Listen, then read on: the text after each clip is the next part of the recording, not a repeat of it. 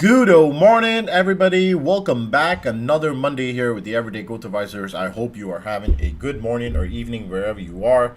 Welcome, welcome, welcome. It is another week here, right before the eye of the storm. Next week, we have a huge week of data that's going to be coming out, especially FOMC, OPEX, and CPI. So this week is more of a primer leading up to those chain of events. If you have received the newsletter from Sunday, which I already put out, you should see I've already laid down the path heading into next week. So this week should be an interesting week where we try to go back up into the 4150 once again. And here, pre-market here, we're definitely seeing a little bit of a pullback. Today could be a day where we have a small little pullback to backtest some of these levels at 4,000, which is equivalent to around the SPY $400 level, which is the 61.8 Fibonacci retracement level. So we should see a pullback back into this level to grab more liquidity so that we can paint to the upside. That is the plan so far. This squiggly line that I've drawn is purely for entertainment purpose. So once again, we can't predict what is going to happen in the markets. We don't profess to predict anything. What we do is we manage risk around our plan, and we try to figure out and sniff where the big money is going once again, right? In terms of macro, nothing has changed. Over the weekend, nothing came out, nothing, in terms of positioning. However, you have to realize it is December. December is historically supposed to be a bullish month. Now, whether we are going to go full Santa Claus rally or are we going to just have, a muted 1% kind of a rally, this is yet to be seen. But definitely still having eyes on the fact that, we will definitely continue to chug along into that 4,150 level all the way up to 4,200. As you guys remember, last week my rejection zone was around the 4080 to 4120. Sorry, 4080 to 4120. Yeah, I moved that rejection zone up this week into the 4150 all the way up to the 4200. So since we hit that rejection level we got some of that liquidity trapped and then immediately sold off into unemployment numbers, we're looking for that liquidity to be put to work to paint some of this upside price action. And so that should give us a nice little indication on how the week is going to set up for. We're looking for pretty much pullbacks along the way, but I think every pullback should be met with some sturdy bulls that are willing to take risk to the upside. And so we are going to continue to, play on this plan all the way to the upside for as long as we can, and play the sectors that we see are beneficial along this plan. Some things that you guys might not have looked at, which I looked at over the weekend. One of the secular One of the secular sectors that have been doing extremely well is healthcare. And healthcare, ever since the breakout 134, has been on a bullish tear all up into the 139, 140 level, which is the 38.2 extension here. And the 61.8 extension is going to be at 143 roughly. And that's saying a lot of these healthcare stocks still have a little bit of juice left in them, but they need little pullbacks. So we're going to be watching healthcare as a secular sector heading into this week. See if we can catch any of these, stocks that are moving up ahead of this. Also, energy being one of the lagging sectors. Still do not think that this is a sector that I want to play just yet. I want to let it pick a direction. It's still moving sideways. I believe people have been asking me about this sector for about 2 weeks now, asking me what my thoughts are about this sector, and I still hold my thesis the same. This sector is still awaiting developments, and we will know more once we get a break range in either way, or if OPEC makes a big decision based on their supply. Financials have been struggling to break out of this region here and got rejected a number of times heavily. We're looking for it to kind of retrace back down here, and financials were actually weak sometime last week. So if bulls really want to hold up here in the financial sector, then they really have to bust open this 36.5 or 36.50 level on the XLF in order for us to get that real bullish movement to the upside. Consumer staples have also seen a nice burst move to the upside, but then got rejected, and pre-market's down just a little bit here. So that's another sector that might see outflows this week. So we're looking at XLF and consumer staples being outflows. Materials also kind of got bought up very aggressively, but now might see some outflows. Real estate made a attempt to get back up, but then got rejected pretty hard here, so we might be looking at some negative exposure here. If the market falls, remember, utilities will be a good one to stash some of those funds away as a defensive sector. So those are all the sector rotations in play that I'll be looking at, mainly healthcare and also consumer discretionary, which is approaching a breakout but still in the range. Not to mention industrials, which have been moving pretty bullishly, but then unable to break out. So a lot of these are just sitting at their key pivot points, and so very difficult to kind of determine where they're going to go until they actually break. One of the tickers that are on my radar for this week is Starbucks, with a very nice breakout and some bullish flow coming in for June next year. We want to see them continue betting on Starbucks on a pullback. That is the most important thing. I want to see more of the exposure being taken as Starbucks comes back down into the 96, 98 range, where we have this previous zone here that was heavily backtested. So we want that level here to be defended by bulls, and then also see more options flow coming in to confirm the thesis that they're indeed betting on a bigger upside move. That's one of the moves that I'm looking at this week. NVDA also continues to catch my attention here. If we can indeed break out of the 172 level, 173 level, we should see a comfortable move up into 180, and then after that 190 if we can continue with the bullish move to the upside. So NVIDIA is one of the stocks that I'm definitely looking at in going into this week. Enphase Energy, one of the reasons why I didn't play the continuation of the bear trend last week, and I've been holding out on this one. Something fishy happened, and this stock, it rallied very, very aggressively on Thursday or Friday. I think it was Friday maybe. So very aggressive rally to the upside, and now the stock is in price discovery. I'll be watching this stock this week as well for possible upside and pullbacks. And see if it can actually give us some upside exposure. Another one, Etsy, was brought up by one of the people on the live stream last week. Thank you for that, by the way. That moved really nicely. We were mentioning it bouncing on 136. Now it looks like it wants to go back to the 145 level to retest. And if it does break out of that, then 150 and 157 still on the line here. So that's what I see for Etsy here. Pretty bullish breakout. Obviously, you don't want to chase this to the upside. Wait for that pullback, and then you can obviously get a better idea on where this one's going. The crowd favorite, Tesla. And we posted about this last week. I had an entire stream dedicated to this one. Tesla bearish flow was very strong the whole of last week, and we see it failed to break out the $200 level. We were hoping for it to backtest 200 and fail, but it didn't actually get there. It got to 198, and that was all that she wrote. Pullback here, we were hoping that it would get into a bull flag and break out, but it's down pre-market here, almost 2.73%. I saw a lot of people take bullish Tesla flow last week, and that's the bullish Tesla exposure yesterday. on across different chat groups, and so I knew that that was the time not to get into Tesla. Sometimes it's all about understanding where other people are taking exposure in, and you just avoid that trade because it's overcrowded. So Tesla, if it really does want to break to the upside, then it's going to have to create some liquidity here in this 185, 186 range before moving to the upside. So I'll be looking for somewhere around there. If indeed we don't get super bearish here, if it bounces around this level pretty strongly, then I might take some upside exposure for that pullback play. But apart from that, I'm still on that bearish camp back down to 180. And beyond 180 would see the retracement back all the way down to 170, sorry, which wouldn't be impossible, but that would also mean that Nasdaq would sell aggressively off and send us back down into the bottom of this range at around 11,400, 500. So yeah, a lot of things going on here. If you have any questions, you want me to break down any charts, go ahead, put in the comments right now. I'll go ahead and get to them. In terms of macro backdrop or things that have changed, not really much has changed. You guys already know what is the plan for the SPX.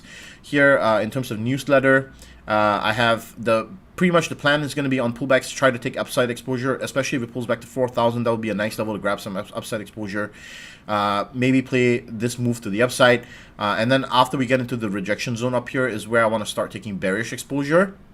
It doesn't matter even if we break out below that, above that, sorry, because this is where I'm comfortable with taking some risk to the downside, with having a very, very tight stop loss to the upside here. It literally could go risk off at 4,200 and take that bearish position open at around 4,150. So only risking about 50 basis points or 50 points on the index here to make a whole lot of moolah to the downside. And that's what I'm really thinking in terms of SPX. I might trade very sparingly this week because, it might be a messy week, but we'll see what happens. I said that last week and I ended up with the best trading week last week, which closed out about $73,000 in profits or so.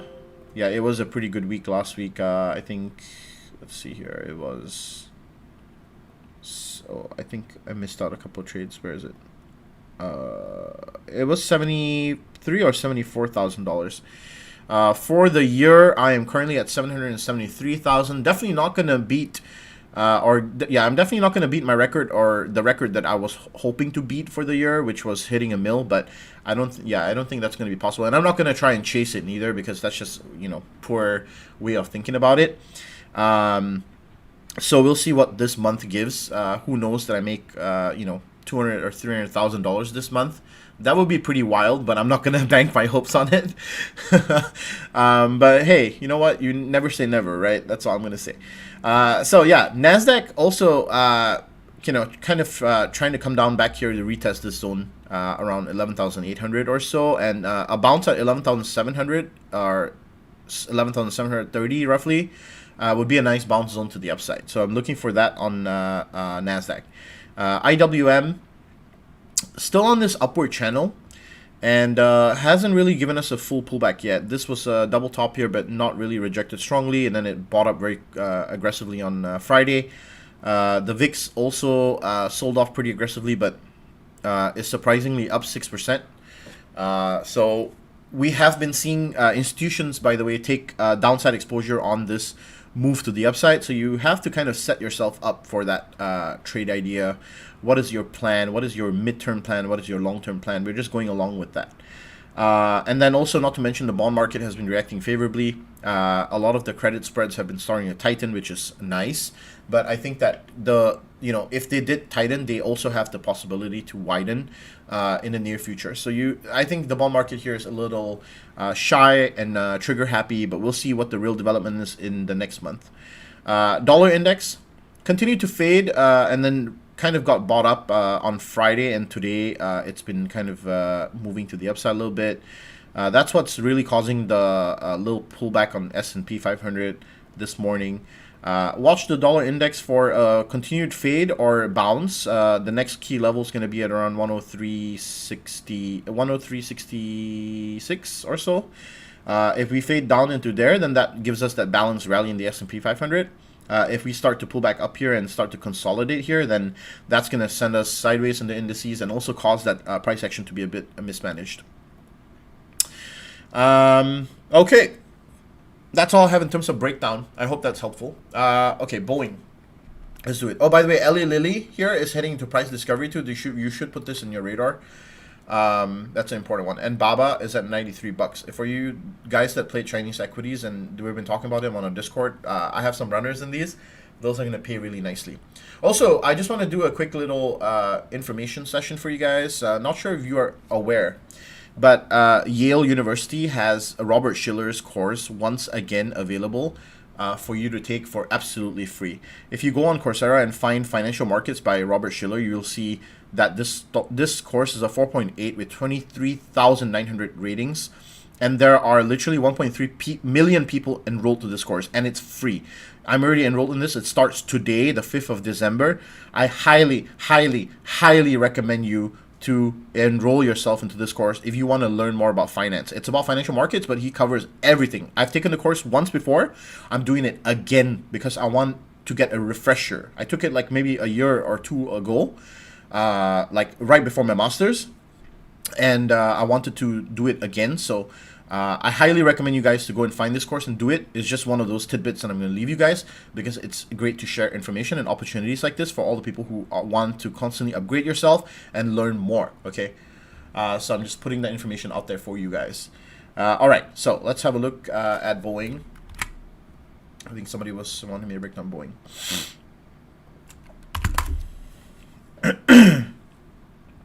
Okay, so definitely interesting. Like we have that W pattern, which is nice. It looks like a reversal, and then it looks like it wants to break. Now, this is a very important level for Boeing at 182, and I had this marked out for a very long time already, so it's finally approaching it. This is also a demand zone, which is going to come and turn into a dual zone right now. So as Boeing approaches this level, it's going to be a little interesting. So let's first of all get this down to right here. A little higher than that. Yep, right there. And let's get this a bit lower here. Okay, so this is going to actually be the zone in which Boeing could get rejected, but it needs to break out of. Is there a discount for the course? It's not coming up free. It should come up free. It was free for me. It was free for a bunch of people too. You should have the option to do the non-certificate version of it. That's free. Like it gives you access to everything, but you don't get a cert. Oh, here. I have a better idea, Amanda. You can go to YouTube. For those of you that get that error, go to YouTube and search Yale Financial Markets. Here you go. This is the one. Here you go. You can do this. There you go. This is for you, for all of you that do not have the access to the Yale course. Here's the YouTube version. There you go. Okay, I posted on Discord too. It's a playlist, and I believe it's the same, except for you won't be able to do the quizzes. Everything here is the same, I'm pretty sure. They're the full lessons in here. Okay, so you can do them here. I think this one might be just a little bit outdated though. So there you go. That's your solution. Okay. For those of you that have that problem, go on YouTube. It's free. Yale Financial Markets. All right, cool. You should be able to figure that out. Okay, so Boeing, once again, as I was talking about, this 182 level is a key pivot point. Break above the 182, and then you need to really see how it interacts above 182 up to 190 something. This 193 level, right? This is a very important zone right here, and I'm going to make it white because white is the color that we use for dual zones. So this is what we call a dual zone. A dual zone is any zone which has both support and resistance. This is a very thick dual zone, and it's a dual zone that's been here for a very long time. Now, you need to be very aware of this zone because once we get into here, we could either reject this zone and come back down to retest the support down below it, or it could break out and then start using this zone as a support. So in this zone is a no trade zone. In my opinion, don't start to trade Boeing on the breakout. That's how beginners make a lot of mistakes. They find the breakout here, and then when it starts to break out, they start to take the bullish trades, and then it rejects, and then they get clapped when it comes back down. So let it break out, right? Wait to see how it interacts with the price action right here, where supply and demand ends up. If it breaks out further and comes back, it will come back, and it will retest the 193 level that's your sign to go bullish. If it rejects, it's going to come back down below 182, and you'll know if it tries to break out 182 again. If it rejects 182, that's your bearish confirmation. That's the way you should look at the trade and the trade structure, because that's going to give you the positive risk to reward ratio structure. Okay, so if you're going to take this bullish trade here, imagine you take the trade to the upside, right? You get clapped. If it comes back up here and then rejects, right? If you take the bearish trade here, what happens if it breaks out? You get clapped also. So don't do those kinds of things. Wait for the confirmation. Wait to see how it interacts with the new zone, which is a very key pivot zone, and then you have a better idea on how to solve that. All right, I hope that was clear for you. Eddie says he wants me to go to Meta. Okay, so let's do Meta. Oh, I have Meta here. Okay, so Meta has been an interesting one. Falling wedge, broke out very strongly, and has been on the run since then. It looks like if it can pull back to the 120 level, 120 or so, 121 maybe, it would be a possible move back up to 125 if the market can get bullish. If it starts to reject these levels and start breaking below 121 and then starts to reject it, that's what I would start to get concerned with Meta. So what we're looking here is either a bounce back at 121, that's the only way I would take this straight to the upside, or a break below 121 and then starts rejecting 121, and that's when I would take the downside on this, maybe for 118 or so for this retest in this zone right here. So that's the way I would look at Meta right now.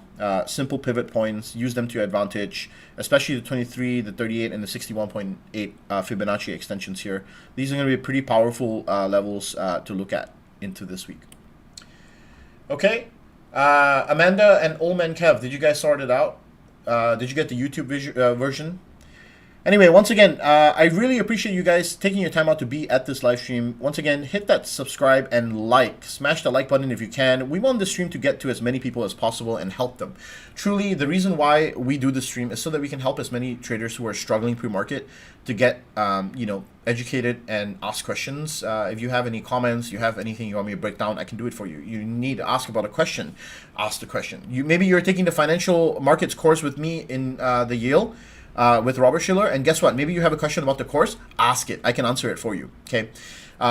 We're course mates now, so anyone who needs help with any of the coursework, or you're going through a certain thing with Schiller's class and you're not sure, ask me a question, I'll answer it, all right? For those of you that don't know, the reason why I'm recommending Robert Schiller is, if you guys don't know anything about him, he's a Nobel Prize winner, okay? Robert Schiller is one of the people that popularized behavioral finance as well, just so you guys know.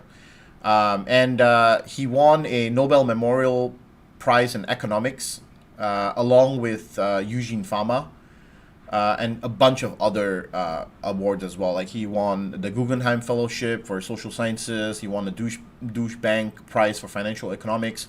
He's a well-renowned individual. Okay, and taking a class with him is magical. You're gonna really love it. Now, there are also some books about from him. One of them is called Irrational Exuberance. You guys have heard me use that term before on the live stream. It comes from him. Narrative Economics, another amazing book that he wrote, and his one of the oldest books that he wrote that was a post analysis of the financial crisis, which, by the way, Robert Schiller already predicted the financial crisis before it happened in 08. It was a book called Animal Spirits, which talks about bulls and bears and the might of bulls and bears. So these are all really great books and stuff that you can read. He's an amazing person. When you take his class, you will realize what and why I'm plugging him so much, because I love listening to his stuff. Also, for those of you that know, I want to do my PhD eventually at Yale, and I hope to do it under him, which although is a dream. So that's all I have for you guys today. I truly hope that this live stream was entertaining or enlightening in some way. Once again, if you haven't smashed the like button, go ahead, do that for me. I would truly appreciate it. More people would come to the stream, more people would know about this. Share the stream with friends and family. And, more people will join, and we're hoping for a bigger family here. AMD. All right, let me see. AMD possible bull flag. Not a bull flag anymore. This is more of a channel now. It's definitely not a bull flag anymore. This is more like just sideways moving, but it's not even a pennant anymore. It's just weird at this point. It has to break. Obviously, there is some sort of like a upward channel move, but not exactly very Not exactly very good. It's more like a wedge, I would say. But if you really want to call it a flag, then you have to ignore that one data point anomaly. Also, a good thing. Let's see if it retested 50% from its wave structure. So down from here, almost close. Okay, so it didn't get down to 50%, but it's pretty close. In my opinion, when it gets this close to 50% on the retracement on the fib, I don't call it a flag anymore. It's more like a consolidation, especially since it's for such a long time. But obviously, that's just my opinion. And you know, you're entitled to have your own opinion and the way to analyze this. Just from a technical perspective, whenever I see something like that, yes, the best way, obviously, still to play this is to wait for the break in either direction and not play the bounce in within that pennant.